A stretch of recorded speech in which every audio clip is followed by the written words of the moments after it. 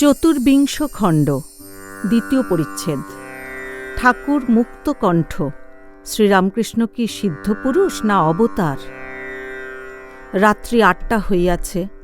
ঠাকুর মহিমাচরণের সহিত কথা কহিতেছেন।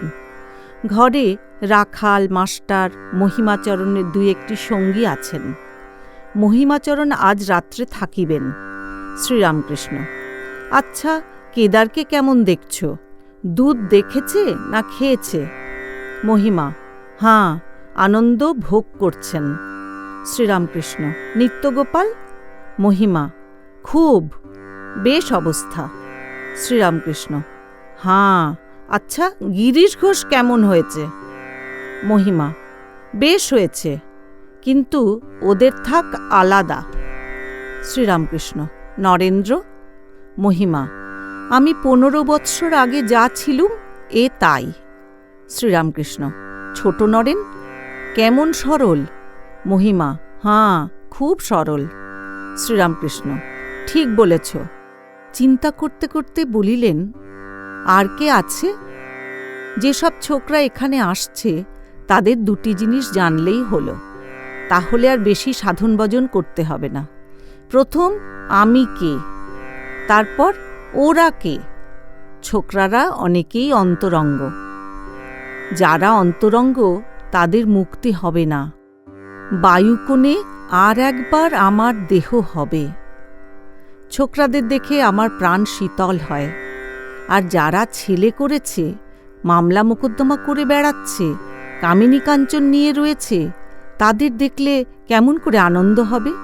শুদ্ধ আত্মা না দেখলে কেমন করে থাকি?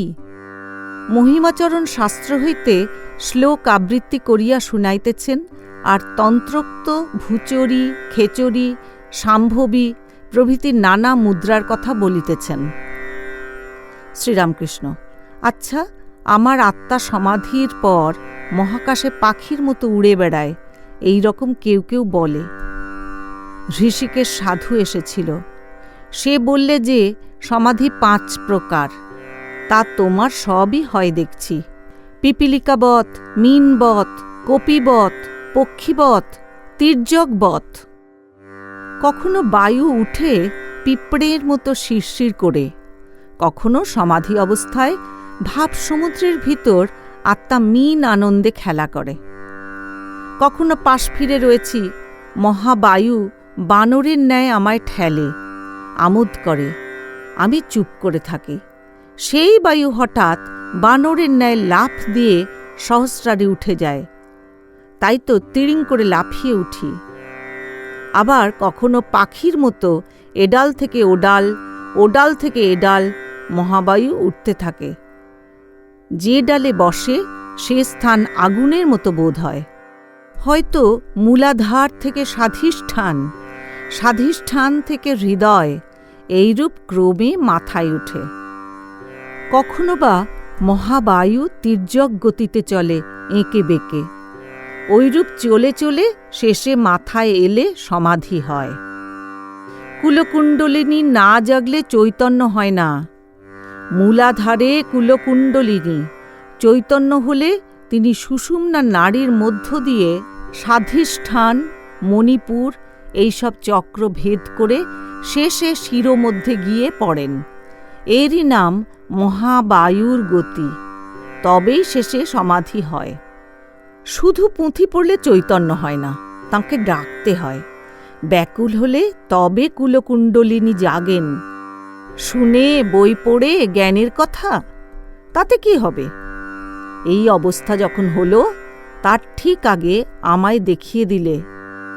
কিরূপ কুলকুণ্ডলিনী শক্তি জাগরণ হয়ে ক্রমে ক্রমে সব পদ্মগুলি ফুটে যেতে লাগল, আর সমাধি হল। এ অতি গুহ্য কথা। দেখলাম ঠিক আমার মতো 22-23 বছরের ছোকরা সুষুম্না নাড়ির ভিতর গিয়ে জিহ্বা দিয়ে যোনিরূপ পদ্মের সঙ্গে রমণ করছে। প্রথমে গুহ্য, লিঙ্গ, নাভি, চতুর্দল, ষড়দল, দশদল পদ্ম সব অধোমুখ হয়েছিল, ঊর্ধ্বমুখ হল। হৃদয়ে যখন এলো, বেশ মনে পড়ছে। জিহ্বা দিয়ে রমণ করবার পর দ্বাদশ দল অধোমুখ পদ্ম ঊর্ধ্বমুখ হল আর প্রস্ফুটিত হল। তারপর কণ্ঠে ষোড়শ দল আর কপালে দ্বিদল, শেষে সহস্র দল পদ্ম প্রস্ফুটিত হল। সেই অবধি আমার এই অবস্থা।